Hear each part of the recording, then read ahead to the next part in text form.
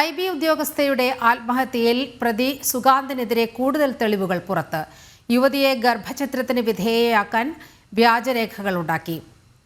വിവാഹിതരെന്ന് തെളിയിക്കുന്ന രേഖകളാണ് തയ്യാറാക്കിയത്. വ്യാജ ക്ഷണക്കത്ത് ഉൾപ്പെടെ ഉദ്യോഗസ്ഥയുടെ ബാഗിൽ നിന്ന് ലഭിച്ചതായി പോലീസ് വെളിപ്പെടുത്തി.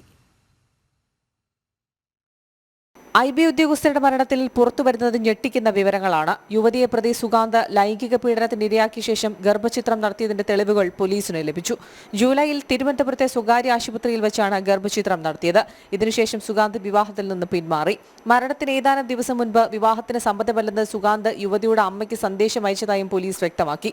ഇതിനെ തുടർന്നുണ്ടായ മാനസിക പ്രയാസമാണ് യുവതിയെ ആത്മഹത്യയിലേക്ക് നയിച്ചെന്ന നിഗമനത്തിലാണ് പോലീസ്. സുഗാ സുരേഷിനെ കഴിഞ്ഞ ദിവസമാണ് കേസിൽ പ്രതി ചേർത്തത്. 3.25 ലക്ഷം രൂപ യുവതിയുടെ അക്കൗണ്ടിൽ നിന്നും സുഗാന്തിന്റെ അക്കൗണ്ടിലേക്ക് മാറ്റിയതിന്റെ വിവരങ്ങളും പോലീസ് ശേഖരിച്ചു.